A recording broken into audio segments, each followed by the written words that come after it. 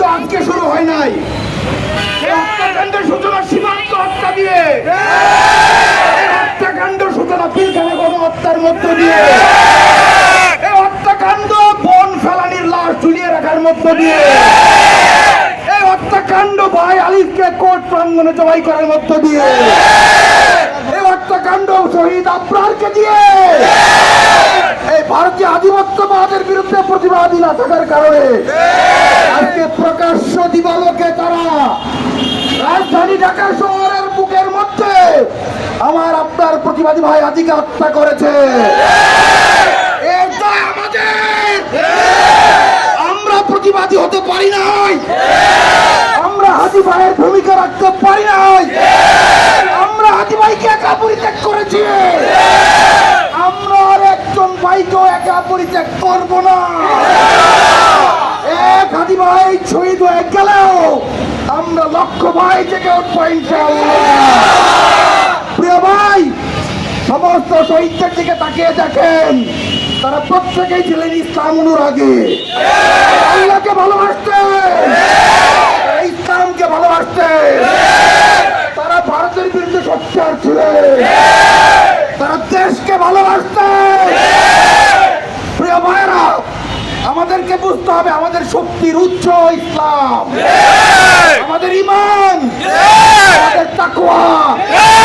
আমরা যখন ইসলামের ভিত্তিতে আদর্শিক জাতিতে পরিণত হতে পারবো, তখন ভারতকে আমরা পরিণত করতে পারবো ইনশাআল্লাহ। দিল্লির গোলামি অবশ্যই চূর্ণ করতে হবে আমাদেরকে। এই সমস্ত মুক্তিযুদ্ধ ব্যবসা আমরা মানি না। আমাদের কাছে পরিষ্কার হয়ে গিয়েছে এগুলো ভারতের বয়ান। মুশরিক রাষ্ট্র ভারত আমাদের শত্রু, এই কথা স্বয়ং আল্লাহ বলেছেন। শত্রুতা ইহুদি এবং মুশরিকরা হচ্ছে সবচেয়ে কঠোর। এই শত্রু রাষ্ট্রকে আমরা আর বন্ধু হিসেবে গ্রহণ করতে চাই না। আজকে আমাদের এই পরিণতি, আল্লাহ যাকে শত্রু বলেছেন তাকে শত্রু বলতে না পারা। আজকে আমরা দাবি উত্থাপন করছি, ভারতকে শত্রু রাষ্ট্র ঘোষণা করতে হবে। হাদি ভাই যে সংগ্রাম শুরু করে দিয়ে গিয়েছে, এটাকে কন্টিনিউ করতে হবে। এই দিল্লি না ঢাকা, দিল্লি না ঢাকা, সংগ্রাম।